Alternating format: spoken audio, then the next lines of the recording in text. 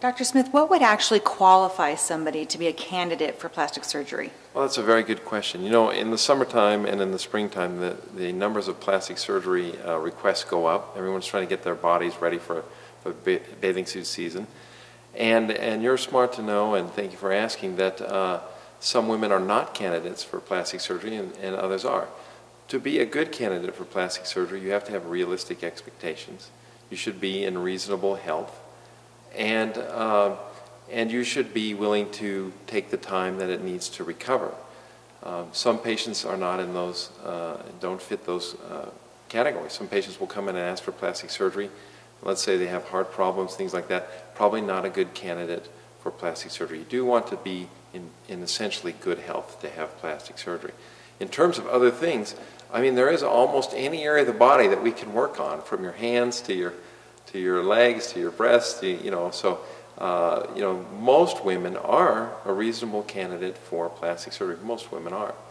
But to be sure, I mean, it's always good to follow up with a board eligible or board certified plastic surgeon.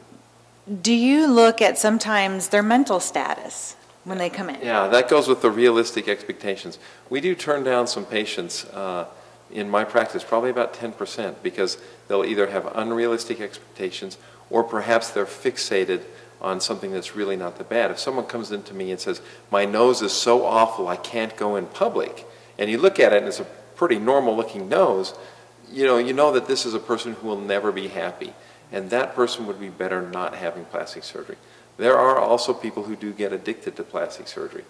Some do it in a different way. They have one and they like it, and they're happy with it, and it gives them a lot of self-esteem, and they have another one. And, and that's actually kind of reasonable. But others will get in these huge numbers where they have to have 19, 20 plastic surgery. I have one patient like that. They're demanding more plastic surgery, insisting that I do more things that they don't need and that I don't want to do. So that's also not a good candidate for plastic surgery, that kind of person. Well, now, with men and women who do want to have plastic surgery done, a lot of times the question is it affordable for them? Or does insurance cover it? Things like that. Those are great questions also. Truthfully, for most cosmetic surgery, insurance will not cover it.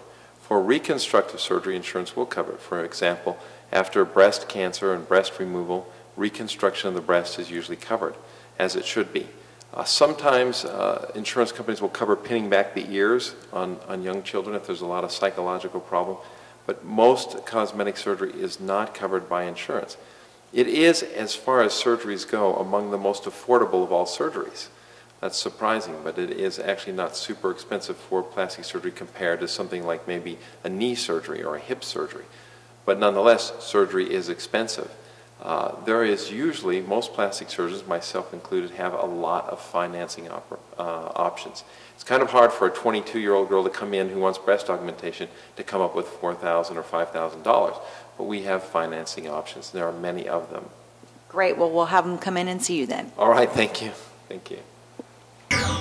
For more information or to schedule a free consultation, call 702-838-2455 or email Dr. Smith at smithsurgery@aol.com.